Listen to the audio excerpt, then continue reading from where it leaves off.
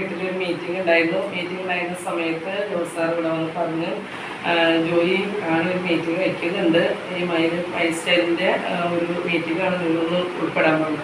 അപ്പോൾ തന്നെ എന്നോട് എൻ്റെ ഹസ്ബൻഡ് പറഞ്ഞത്, ജോസഫ് ആദ്യമായിട്ട് ഒരു ആവശ്യപ്പെട്ടതല്ലേ, എന്തായാലും ഒരു 3-5 പേരെ ഞാൻ പുറത്തേന്ന് വിളിച്ച് കൊണ്ട് ചെല്ലുന്നുണ്ട്.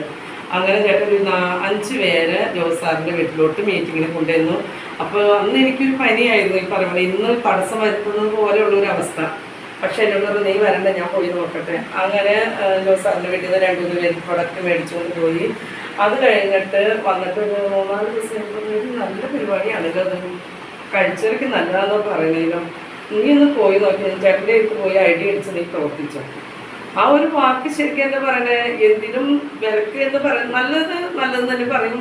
സമൂഹത്തെ തെറ്റ് കണ്ടാലും ആ സമൂഹം നോക്കില്ല, ഉറക്കെ പറയുന്ന ഒരു രീതിയാണ് എൻ്റെ ഹസ്ബൻഡിൻ്റെ. അതൊരു ഇതാണ്. പക്ഷെ എനിക്ക് അതുകൊണ്ട് വിഷമമില്ല. കാരണം എന്താണെന്ന് വെച്ചാൽ നല്ല രീതിയിൽ ഒരു കുടുംബത്തെ എങ്ങനെ കൊണ്ടുപോകണു എന്നത് മാതൃകയാണ് എൻ്റെ കെട്ടിയത്. ചില സമയത്ത് ഒച്ചെടുക്കുന്നത് നമ്മുടെ നന്മയ്ക്കാണ്, നമ്മൾ തെറ്റിൽ വീഴാതിരിക്കാൻ വേണ്ടിയാണ്. അങ്ങനെ പറഞ്ഞ ഐഡിയ അടിച്ചു. ഇവിടെ മേരിക്കുട്ടി മാഡും സിജി മാഡം ജോസ് സാറിൻ്റെ ഒരു ദിവസം രാത്രി ഒരു 7 മണിയായപ്പോൾ കയറി വരണം. അപ്പോൾ മോനിവിടെ ഉണ്ട്. അങ്ങനെ ഒരു 6,500-7,000 രൂപയുടെ പ്രൊഡക്റ്റ് ഇവിടെ കൊണ്ടുവന്ന് കഴിക്കാൻ പറഞ്ഞു.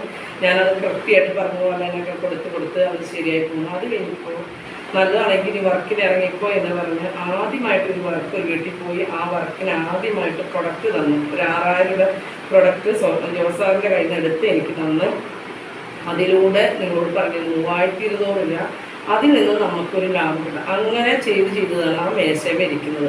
1.5 ലക്ഷം രൂപയുടെ പ്രൊഡക്റ്റ് ഇന്ന് എൻ്റെ കയ്യിൽ ലാഭമാണ്. ഒരു നഷ്ടമേ എനിക്ക് വന്നിട്ടില്ല. എനിക്കത് വിജയിക്കാനായിട്ട് സാധിച്ചു. പിന്നെ ഞാൻ ഏത് സമയത്ത് വിളിച്ചാലും Jayakumar sir, Marykutty madam, Siji madam, Jose സാറിനെ അത് ബുദ്ധിമുട്ടിക്കാറുള്ള വേറെ പരിപാടികളുണ്ട്. പിന്നെ നമ്മളൊരു കാരണന്മാർക്ക് ആദ്യകാലങ്ങളിൽ പറയില്ലേ, കാരണന്മാർ ഒരു ആദ്യമോടുകൂടി അപ്പോൾ ഇത്രയും ഫ്രീ ആയിട്ട് ഞാൻ വിടുകയാണ്. അത് എൻ്റെ സ്നേഹം കൊണ്ട് വിടുന്നതാണ്. പക്ഷേ ഈ പറഞ്ഞ വ്യക്തികളെ എനിക്ക് ഒരിക്കലും മറക്കാൻ പറ്റില്ല. അതുപോലെ തന്നെ എൻ്റെ ഹസ്ബൻഡിന് ഒത്തിരി ദൈവത്തിന് മുമ്പിൽ നന്ദി പറയാണ്. ഞാനിവിടെ വിഷമിച്ചിരുന്നിട്ട് ഈ പ്രോഡക്റ്റ് വെച്ചിട്ട് ചെയ്യാൻ എന്ന് പറയുമ്പോൾ അരമണിക്കൂർ വന്നിട്ട് പറയും, നീ ഒരു കവച പ്രാവശ്യം എടുത്തേ.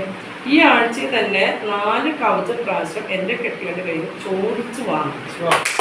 അതാണ് എനിക്ക് ഏറ്റവും വലിയ ഒരിത്. എനിക്ക് ഒത്തിരി ഇപ്പം എൻ്റെ ബാങ്ക് അക്കൗണ്ടിൽ ഇപ്പോൾ ചെന്ന് നോക്കിയാൽ ഉണ്ടാവും നല്ലൊരു പൈസ വന്ന് എടുക്കുന്നുണ്ട്. പക്ഷെ ഞാനത് എടുക്കാറില്ല. എടുക്കണമെങ്കിൽ എന്തിനാ ആവശ്യമുണ്ടെങ്കിൽ എൻ്റെ ഹസ്ബൻഡിനോട് പറഞ്ഞ ആൾ പോയി എടുക്കും. അങ്ങനെ ഓരോ ചുവടുകളും നമുക്ക് മാതൃക തരുന്ന വ്യക്തികളാണ് ഇതിനകത്ത് വന്നിരിക്കുന്നത്. എനിക്ക് ഏത് രാത്രി ഞാനൊരു ദിവസം 3 മണിക്ക് എൻ്റെ ഹസ്ബൻഡ് കിടന്ന് ഉറങ്ങിപ്പോയി ഒരു അത്യാവശ്യമായിട്ട് ഒരു പ്രൊഡക്റ്റിനെ കുറിച്ച് ഞാൻ വിളിച്ചപ്പോൾ എൻ്റെ മേൽക്കുട്ടി മേളം ഉറങ്ങിയിട്ടില്ല. സത്യം പറഞ്ഞാൽ നീ ഉറങ്ങിയില്ലെങ്കിൽ അസുഖങ്ങളും വരില്ലേ. ഞാനത് ചോദിച്ച് വെളുപ്പിന് ആ വ്യക്തിക്ക് അത് മറുപടി കൊടുക്കും. ആ വ്യക്തി എന്നോട് പറഞ്ഞു, എനിക്ക് മുളക് തന്നേരെ 6,500 രൂപ പ്രൊഡക്റ്റ് ഞാൻ രാവിലെ ആ വ്യക്തിക്ക് കൊടുക്കും. അങ്ങനെ ഓരോ സ്റ്റേജിലും നമ്മളെ കൈ പിടിച്ച് തളരാതെ പിടിച്ച് കൊണ്ടുവരണം. ഇന്ന് തന്നെ ഞാൻ വിളിച്ചപ്പോൾ ഇന്ന് നമുക്ക് വർക്കിന് പോകണം, എനിക്ക് വയ്യ.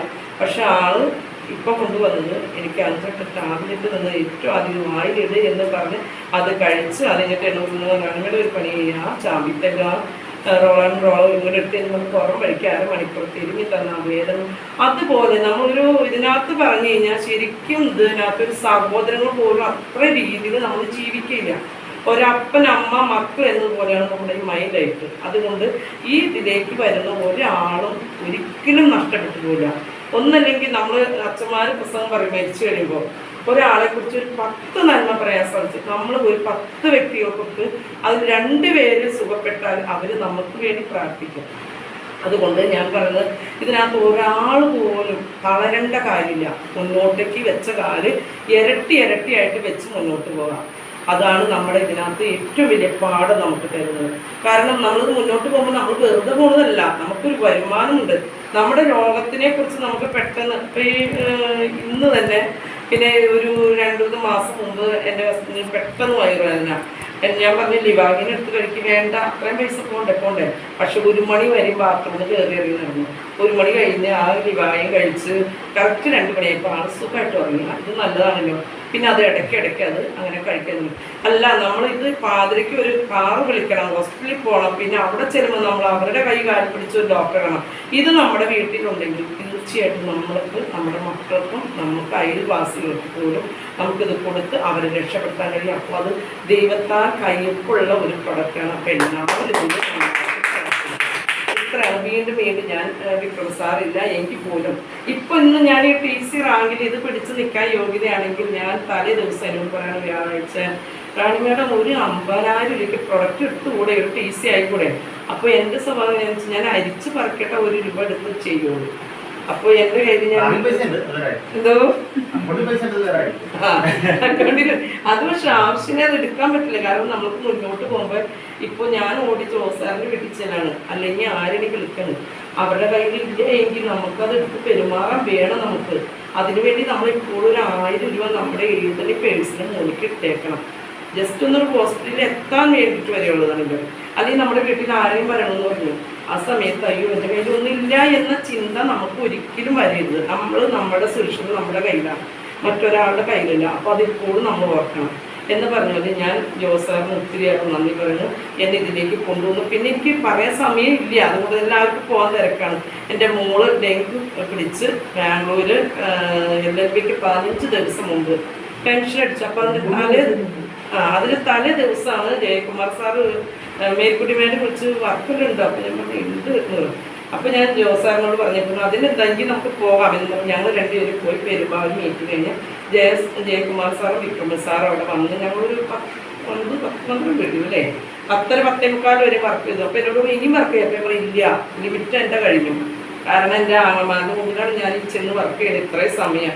കാരണം 6 മണി കഴിഞ്ഞ്